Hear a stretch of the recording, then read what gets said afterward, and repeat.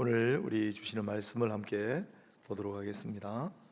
이사야 65장인데 17절부터 25절까지 본문인데, 일단 17절하고 25절만 중심으로 할 거기 때문에 한번 교독해서 그래도 다 읽어보도록 하겠습니다. 문맥을 함께 다 읽어보도록 하겠습니다. 17절을 제가 먼저 읽을 테니까 그 다음 절은 여러분들이 큰 목소리로 읽어주시면 좋겠습니다. 구약 성경 1047페이지, 1048페이지에 있는 이사야서 65장 17절 제가 먼저 읽겠습니다. 보라, 내가 새 하늘과 새 땅을 창조하나니 이전 것은 기억되거나 마음에 생각나지 아니할 것이라. 너희는 내가 창조하는 것으로 말미암아 영원히 기뻐하며 즐거워할지니라. 보라, 내가 예루살렘을 즐거운 성으로 창조하며 그 백성을 기쁨으로 삼고 내가 예루살렘을 즐거워하며 나의 백성을 기뻐하리니 우는 소리와 부르짖는 소리가 그 가운데에서 다시는 들리지 아니할 것이며 거기는 날수가 많지 못하여 죽는 어린이와 수환이 차지 못한 노인이 다시는 없을 것이라. 곧 백세에 죽는 자를 젊은이라 하겠고 백세가 못되어 죽는 자는 저주받은 자이리라. 그들이 가옥을 건축하고 그 안에 살겠고 포도나무를 심고 열매를 먹을 것이며 그들이 건축한 데에 타인이 살지 아니할 것이며 그들이 심은 것을 타인이 먹지 아니하리니 이는 내 백성의 수환이 나무의 수환과 같겠고 내가 택한 자가 그 손으로 일한 것을 길이 누릴 것이며 그들의 수고가 헛되지 않겠고 그들이 생산한 것이 재난을 당하지 아니하리니 그들은 여호와의 복된 자의 자손이요 그들의 후손도 그들과 같을 것임이라. 그들이 부르기 전에 내가 응답하겠고 그들이 말을 마치기 전에 내가 들을 것이며. 같이 읽겠습니다. 이리와 어린 양이 함께 먹을 것이며 사자가 소처럼 짚을 먹을 것이며 뱀은 흙을 양식으로 삼을 것이니 나의 성산에서는 해함도 없겠고 상함도 없으리라. 여호와께서 말씀하시니라. 아멘. 자, 오늘은 세 번째 부르는 평화의 노래, 이사야서의 주제가 되겠습니다. 새로운 나라라고 정했는데 평화의 나라 3이라고 생각하면 될 것 같습니다. 우리 또 시대가 시대이니만큼 이런 나라를 소망하고 우리 이 땅에도 얼른 평화와 안정이 찾아오기를 바라는 마음으로 또 새롭게 시작하는 해, 우리 교회 공동체, 우리 가정 공동체는 어떤 공동체를 이루면 좋을까, 그런 소망이 담긴 주제이기도 합니다. 이사야 65장 오늘 읽은 본문은 중요한 대목이 많아서 그간에 이런저런 기회에 여러 차례 설교를 했습니다. 조금 기억을 더듬는다면 17절은 새 하늘과 새 땅, 66장에도 이어서 나오는, 즉 이사야서 제일 마지막에 중요한 주제 중의 하나가 바로 새 하늘과 새 땅이고 내가 새 하늘과 새 땅을 창조하나니 이렇게 되어 있습니다. 원래 처음에 하늘과 땅을 창조하셨던 하나님이 새 하늘과 새 땅을 창조하시겠다는 약속의 말씀인데, 이 새 하늘과 새 땅이 참 좋은 말인데 제가 옛날 공부할 때도 신천신지라고 공부를 했습니다마는 어느 날부턴가 이상한 사람들이 신천지라고 쓰는 바람에 우리가 신천지 하면은 조금 어감이 또 쓰기도 조금 불편한 그런 말이 되어버렸습니다마는, 그러나 새 하늘과 새 땅, 즉 신천신지가 이사야서에 예언된 아주 중요한 주제 중의 하나입니다. 내가 새 하늘과 새 땅을 창조하나니, 이 만희가 창조하는 게 아닙니다. 하나님께서 창조하시는 겁니다. 새 하늘과 새 땅을 창조하나니. 그 다음에 18절 19절을 보면 기쁨과 즐거움에 관한 메시지가 나옵니다. 새 하늘과 새 땅에서 내가 너희를 백성으로 삼을 것인데 기뻐하고 즐거워하리라. 그리고 너희도 그 백성도 그 새 하늘과 새 땅 안에서 기뻐하고 즐거워할 것이다. 기쁨과 즐거움을 이야기합니다. 또 20절에 보면 아이가 수완이 차지 못해 죽거나 또한 노인이 수완이 차지 못해 사망하는 일이 없을 것이다. 그래서 100세에 죽는 자를 젊은이라 하겠고 100세가 못 되어 죽는 자는 저주받은 자라고 일컬음을 받는, 웬만하면 다 백수를 넘기는 그런 시절이 올 것이다 라는 예언의 말씀이 있고, 그 다음에 21절, 22절, 23절은 보통 우리 제1의 은혜라는 개념, 또 제2의 은혜라는 개념, 다시 말해서 기본적인 은혜와 부가적인 은혜를 구별을 한다면 이게 바로 제1의 은혜, 기본적인 은혜에 해당합니다. 그게 뭐냐면 내가 수고한 대로 거두게 하시는 은혜예요. 그것도 하나님 은혜입니다. 왜냐하면 이 당시는 기껏 열심을 내서 수고를 했는데 남들이 다 빼앗아가 버렸습니다. 툭 하면 약탈당하고, 사람들이 뺏어가지 않으면 메뚜기 떼가 날아와서 뺏어가고, 그래서 수고한 만큼 거두지 못하는 일이 허다했는데, 그런데 이 새하늘과 새 땅에서는 기본적인 은혜, 제1의 은혜, 너희가 수고한 대로 거둘 것이다, 너희 수고가 헛되지 아니할 것이다 라고 얘기합니다. 물론 부가적인 은혜도 하나님이 보장하시겠죠. 또한 23절 말미에 보면 여호와의 복된 자의 자손이요 그들의 후손도 그들과 될 것이다. 그래서 다음 세대까지 이 복과 약속이 미칠 것이다 라는 또한 선포의 메시지예요. 또 24절은 기도할 때 이 말씀이 너무 좋습니다. 부르기도 전에 응답하겠고 말을 마치기도 전에 내가 들을 것이다. 기도 응답의 놀라운 은혜의 역사가 있을 것이다. 네. 그래서 앞에 기쁨 즐거움 했잖아요. 예수께서 말씀하셨죠. 너희가 지금까지 내 이름으로 구하지 아니하였으나 구하라 그리하면 받으리니 너희 기쁨이 충만하리라. 기도 응답의 기쁨이 있는 거예요. 기도 응답의 즐거움이 있는 거예요. 다 아시잖아요. 기도 응답의 기쁨과 즐거움이 어떤 것인지를. 그때는 너희가 채 부르기도 전에 내가 듣고 너희가 채 기도하기도 전에 내가 알아서 다 응하리라는 약속의 말씀이에요. 좀 놀라운 날이죠. 그리고 이제 오늘 25절, 우리가 지금 오늘 다룰 25절, 바로 그날은 평화의 나라가 구현이 될 것이다, 새로운 나라가 열릴 것이다 라는 메시지가 여기 있습니다. 우리가 이제 2주, 오늘 3주째인데 같이 쭉 정리를 한번 해봤습니다. 이사야서는 굉장히 중요하고 정말 가장 중요한 성경 중에 하나다라고 말씀드렸는데, 이사야서에 정말 많은 내용이 나옵니다. 새 노래도 이사야서에 나오고 복음도 이사야서에 집중적으로 나오고, 아니 아도나이 나는 여호와라 하나님의 자기 선언도 이사야서에 나오고, 정말 중요한, 또 고난받는 종의 노래가 나오고, 이사야서 정말 중요하지만 그 중요한 주제 중에 하나가 바로 평화의 나라다. 세 군데 나온다라고 제가 말씀을 드렸습니다. 첫 번째 부르는 평화의 노래는 이사야 2장에 나왔죠. 이사야 2장에 나오는 이사야가 부르는 평화의 노래는 아마 내용을 다 잊어먹으셨어도 저 그림은 안 잊어먹으셨을 거예요. 미국에 가면 UN 본부 건물 앞뜰에, 나중에 가시면 꼭 찾아보세요. UN 본부 앞뜰에 저 그림, 조각상이 있다. 저것도 구소련 러시아의 조각가가 만들어서 진열한 그 자체에도 의미가 있는, 그리고 저 조각의 내용은 성경을 아는 사람은 금방 알아요. 바로 이사야 2장에 나오는 평화의 노래, 평화의 나라에 관한 노래.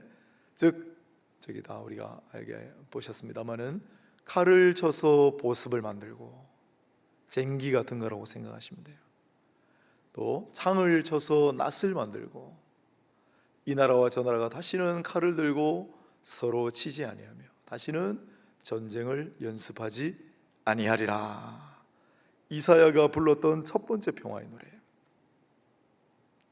살상용 무기는 모두 사람을 살리는 도구로 다 바꾸고 다시는 서로를 향하여 무기를 겨누지 아니하고 전쟁을 연습하지 않는 나라.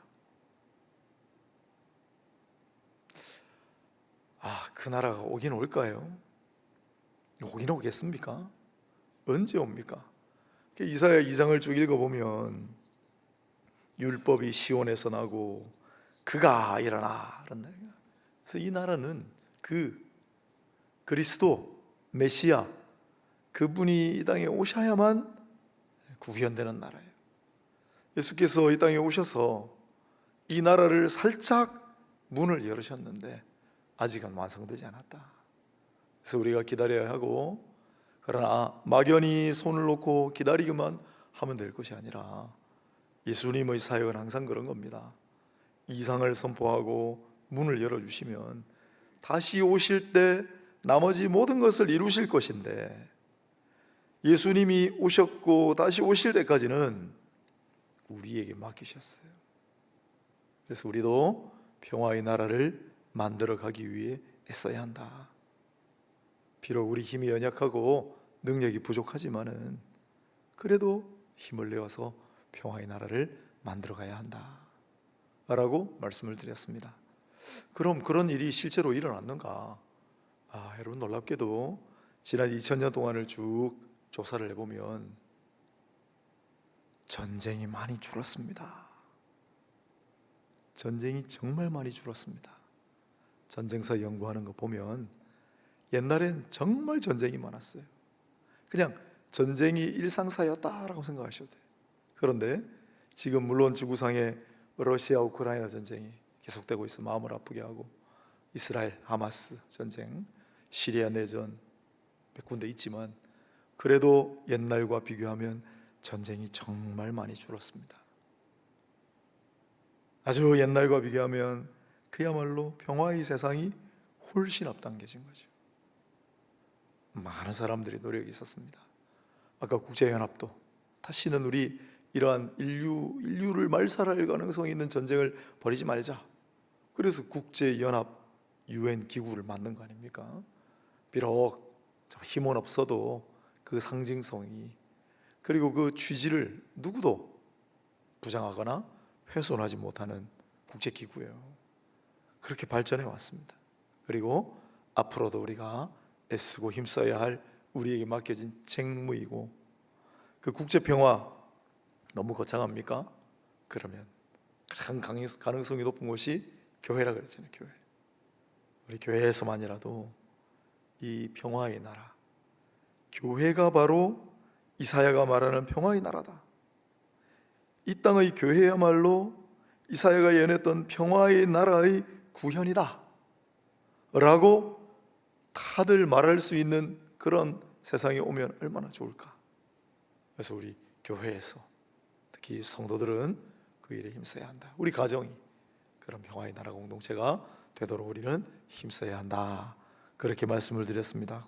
꼭 기억하시고, 내가 서 있는 이 땅, 내가 할 수 있는 평화의 나라, 평화의 세상, 평화의 땅 만들 수 있도록, 이게 참 어려운 길이지만은 묵묵히 함께 나아갈 수 있기를 바라고, 다음 두 번째로 이사야서 11장에 있는 말씀이 이사야가 불렀던 두 번째 평화의 노래입니다.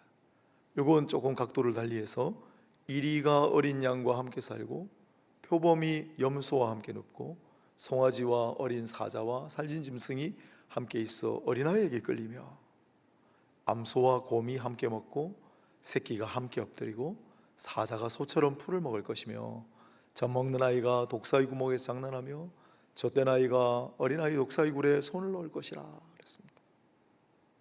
이 내용은 어떤 내용이냐면, 이리와 양, 어린 염소와 표범, 송아지와 어린 사자는 그냥 보통 상황에는 함께 존립할 수 없는 개체들이에요.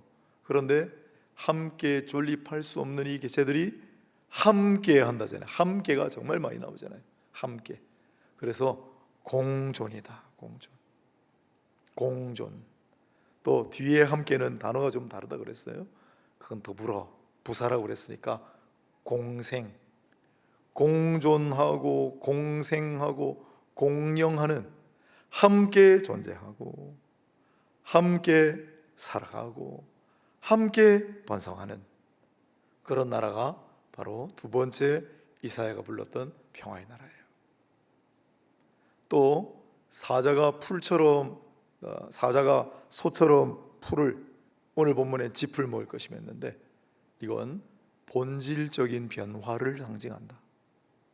실제로 사자가 풀을 뜯어먹는 그런 모습도 있겠지만 상징적으로 본질적인 변화, 어떤 변화? 변화도 좋은 방향의 변화가 있고 나쁜 방향의 변화가 있잖아요. 악화가 아니라 좋게 되는 거, 선을 향한 변화, 본질적인 변화, 근본적인 변화, 아름다운 변화를 상징한다 라고 말씀을 드렸습니다. 그래서 두 번째 부르는 평화의 나라는 바로 이 좋게 변화하는 아름답고 근본적인 그러한 변화가 있는 나라, 또 어린 아이가 막 짐승들을 이끌고 독사의 구멍에 손을 넣고 같이 놀잖아요. 조화로운 나라. 그래서 맹수와 초식 동물이 조화를 이루고 인간과 동물이 조화를 이루고 나아가서 인간과 자연이 조화를 이루고 나라와 나라가 조화롭게, 민족과 민족이 조화롭게, 모든 것이 조화를 이루고 살아가는, 공존하고 공생하는 나라, 그것이 바로 이사야 11장이 노래하는 평화의 나라가 되었습니다. 이런 나라는 올까요? 이것도 마찬가지로 이사야 11장 제일 1절에 보면 싹과 가지에 관한 유명한 예언이 나와요. 이 나라는 나사렛 예수라는 분이 오셔야만 가능한 나라예요. 그래서 예수께서 이 땅에 오신 뒤에 가능성의 문이 열렸다 그랬습니다. 우리는 위대한 가능성을 보았습니다. 하지만 여전히 그 나라는 멀리 느껴집니다. 그렇죠? 하지만 우리가 좌절하지 말고, 안 된다고 생각하지 말고 연거푸 평화의 나라를 노래하니 그날은 무기가 사라지고 서로 공생하는 아름다운 나라다. 그런 가능성의 비전을 우리에게 열어줬으니, 또 예수께서 친히 오셔서 그 가능성의 문을 활짝 열어서 우리에게 보여주셨으니 우리가 소망을 간직하고 나아가야 한다. 또 이런 평화의 나라를 이루기 위해 우리도 애쓰고 노력해 살아가야 한다. 똑같습니다. 그리고 오늘 세 번째, 이사야 65장 25절에 세 번째 부르는 이사야의 평화의 노래입니다. 평화의 나라의 노래. 이리와 어린 양이 함께 먹을 것이며, 똑같죠? 11장하고 사자가 소처럼 짚을 먹을 것이며 뱀은 흙을 양식으로 삼을 것이니, 조개 하나 추가됐죠. 나의 성산에서는 해함도 없고 상함도 없으리라. 뒤에 건 좀 생략됐는데 이사야 11장의 평화의 나라하고 근본 취지가 똑같습니다. 그러면 똑같은 내용을 왜 실었을까? 왜 65장에 또 나오는가? 이유가 있습니다. 일단 먼저 신학적인 이유가 있어요. 신학적인 이유. 이건 이사야 제일 처음부터 앞장 첫 번째 장 그 다음에 2장에 평화의 나라가 나와요. 이사야 마칠 때 마지막 장 66장 바로 앞에 65장에 평화의 나라 노래가 납니다. 체계가 똑같아요. 앞뒤로 평화의 나라를 배치해 두었습니다.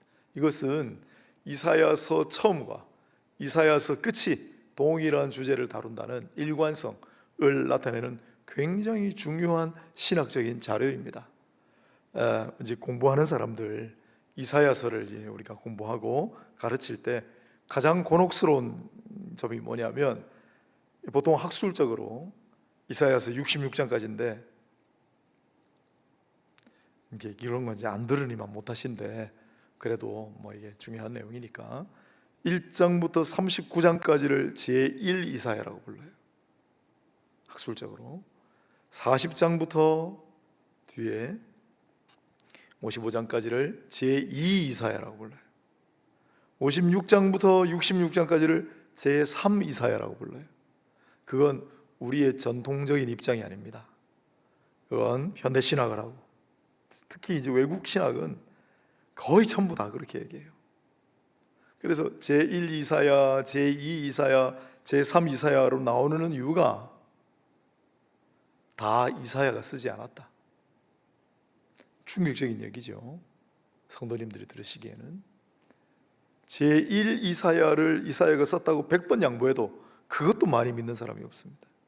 제2 이사야 부분하고 제3 이사야 부분은 먼 훗날 누군가가 서서 이름만 이사야로 붙여가지고 함께 엮었다, 이렇게 보는 게 거의 대부분의 현대신학의 경향입니다.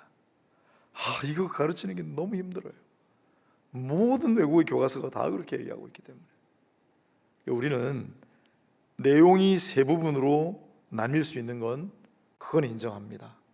1장부터 39장은 우리 이사야서 속의 구약이라고 하잖아요.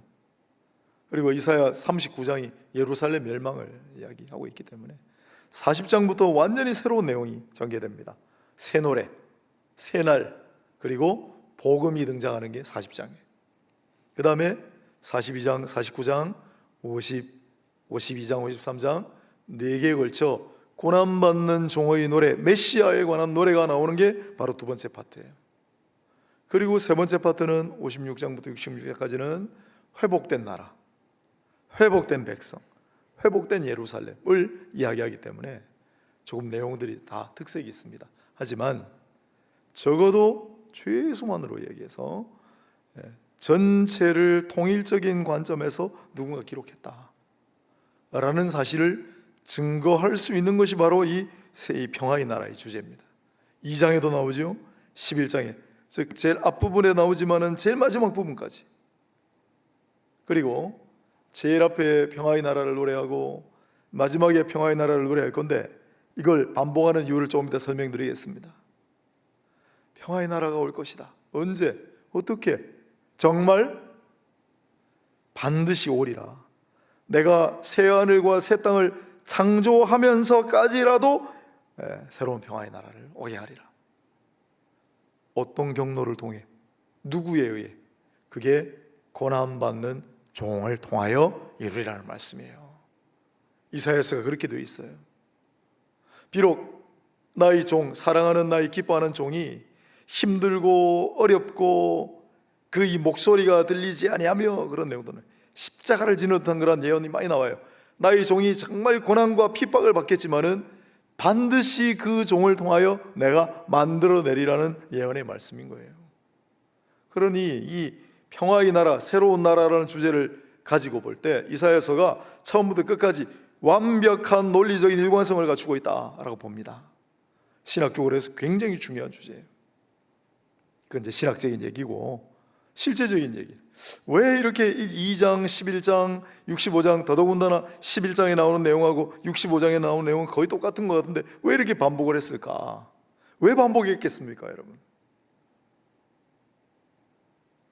아무리 기다려도 예언된 평화의 나라가 오지 않습니다. 조금 올 것 같으니까 이민족들이 침입해가지고 북이스라엘과 아람 군대가 연합해가지고 쳐들어오는 게 아수르 앞의 역사예요. 이 이사야서 앞의 역사예요. 그래서 이스라엘, 유다가 초토화됩니다. 어떻게 평화의 나라가 옵니까? 눈앞에 보이는 게 전부 살상의 나라, 전쟁의 나라밖에 없는데. 그리고 이제 임마누엘이 오리라 막 예언이 나와요. 그래서 기대하고 있는데 나중에 보면 아수르가 침입해요. 아수르는 북이스라엘하고 아람을 합친 것보다 더 광폭한 제국이었어요. 결국은 아수르가 북이스라엘도 아람도 다 멸망시키니까 아수르가 쳐들어와서 북이스라엘은 그냥 사라져버려요. 어디 평화의 나라가 있습니까? 아무리 기다려도 오히려 더 악화되는 것 같고, 멸망의 나라밖에 없는데 눈에 보이는 게. 그럴 때 65장에 다시 반복하여 내가 새롭게 창조하는 한이 있어도 이 평화의 나라는 반드시 오게 하리라는 약속의 말씀으로 주시는 거예요. 소망을 잃지 말라고. 중요한 것은 꺾이지 않는 마음이다. 중요한 것은 포기하지 않는 마음이다. 이거 이제 하다 보니까 옛날 노래를 조금씩 부르게 되는데, 이게 옛날 해바라기라는 분들이 부른 갈 수 없는 나라라는 노래인데, 제가 소시적에 정말 좋아하고 진짜 많이 불렀습니다. 이것도 아시는 분은 제 연배쯤 되면 아실 테고, 우리 뒤에 청년들은 아마 처음 들어본 노래일 테고. 한정미 권사님은 아실까? 너무 신앙생활만 열심히 해가지고 가요를 안 들으셨으면 모르실 수도 있어요. 내가 헤매요 찾던 나라 맑은 해 빛과 나무와 풀과 꽃들이 있는 나라, 그리고 사랑과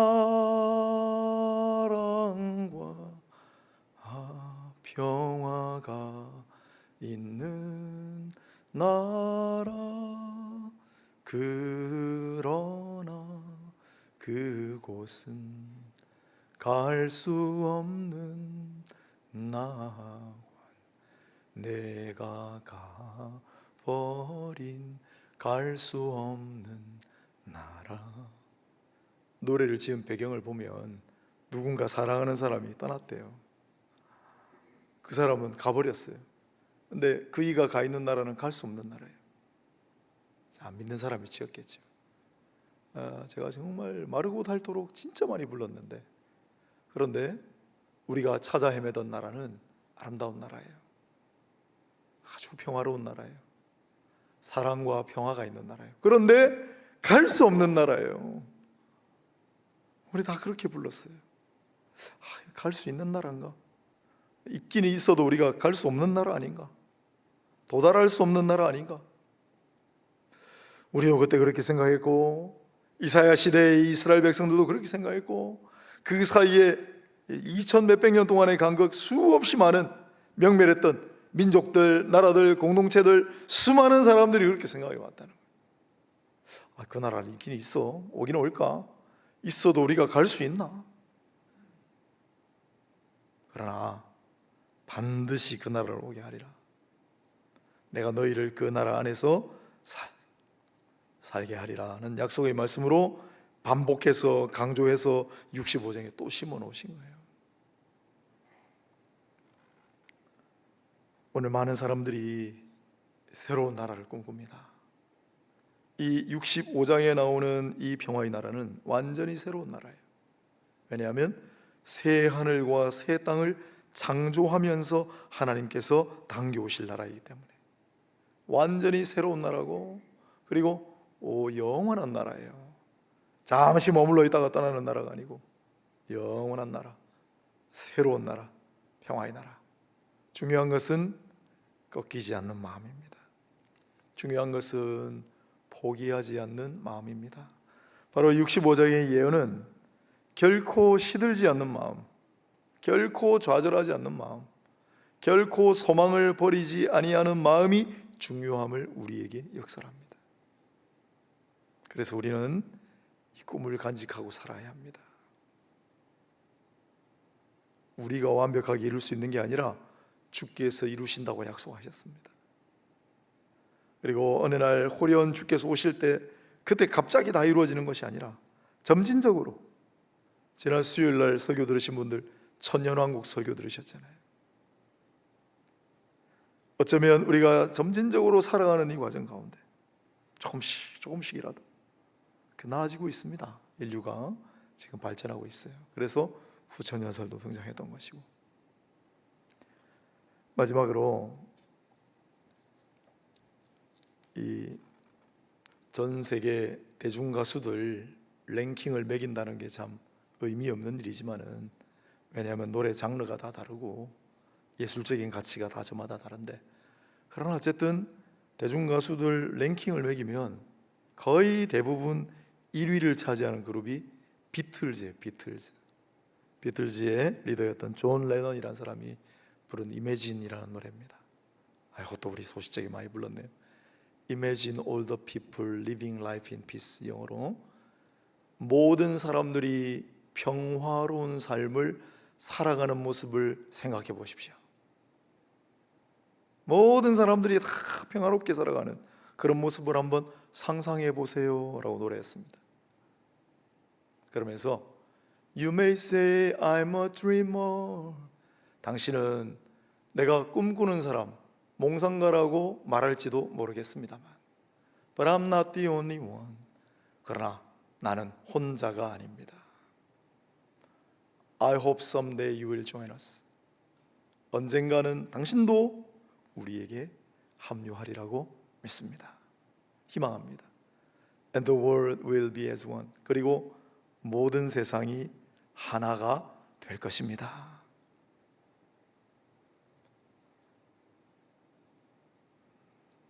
지금부터 이제 한 50년이 지났네요 벌써.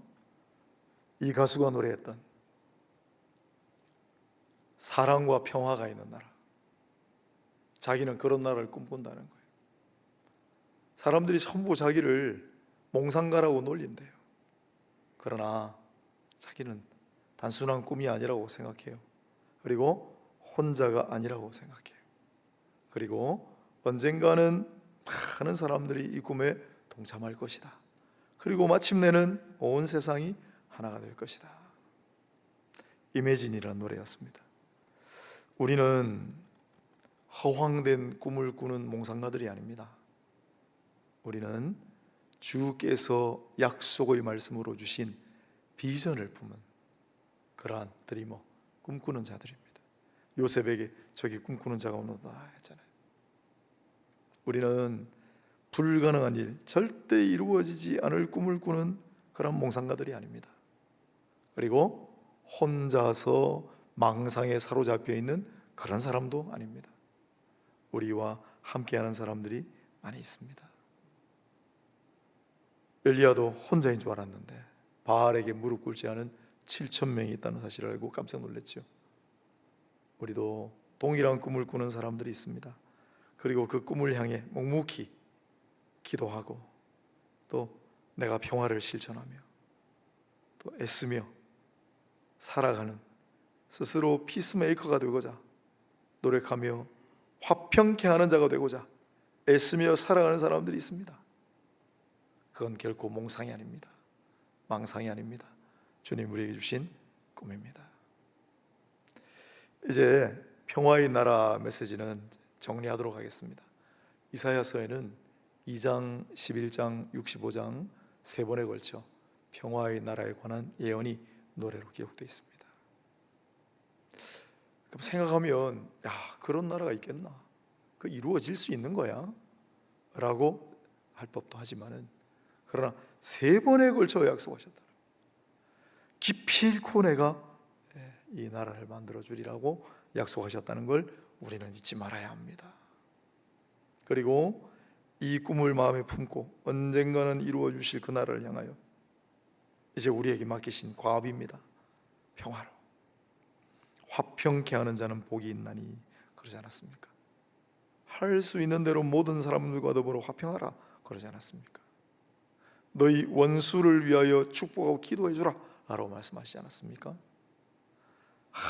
이 길은 진짜 힘든 길입니다. 조롱과 멸시가 따르는 길입니다. 메시아께서 오셨음에도 불구하고 그토록 수많은 조롱과 멸시, 핍박과 박해가 그분 위에 쏟아졌던 것을 생각해 보십시오. 평화를 노래하고 공존을 노래하면 핍박을 받습니다. 어떻게 된 일입니까?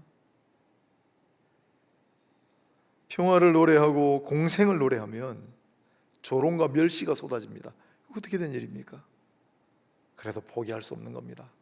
이 꿈을 가지고, 비전을 가지고 저와 여러분 한 발 한 발 앞으로 저는 제일 먼저 우리 가정 공동체가 평화의 나라가 구현되면 좋겠고, 예수 믿는 가정이라면, 예수가 중심에 서신 가정이라면 하나의 완전한 평화의 나라가 구현되는 그러한 가정이기를 바랍니다.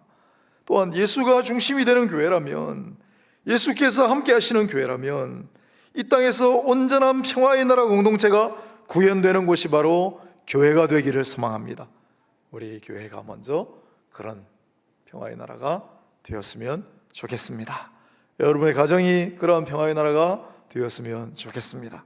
평화를 실천하는 모두가 되시길 바라고, 이 땅에 주님이 베푸시는 완전한 평화가 하루속히 찾아오기를, 전쟁과 분쟁이 끊이지 않는 땅에 주님의 평화가 내리기를 주 예수의 이름으로 기원합니다. 하나님, 우리 3주에 걸쳐 이사야서의 평화의 나라에 관한 메시지를 종결합니다. 아득히 먼 것 같고 도무지 이룰 것 같지 않지만, 그러나 세 번씩이나 강조하시고 반복하여 우리에게 주신 메시지를 마음에 삼고 우리도 이 말씀을 추종하면서도 이 말씀을 이루어드리기 위해 최선을 다하여 평화의 사자로, 피스메이커로, 화평케 하는 자로 살아갈 수 있도록 우리에게 능력과 용기와 담대함을 허락하여 주옵소서. 불굴의 인내와 의지를 더하여 주옵소서. 예수님의 이름으로 기도합니다. 아멘.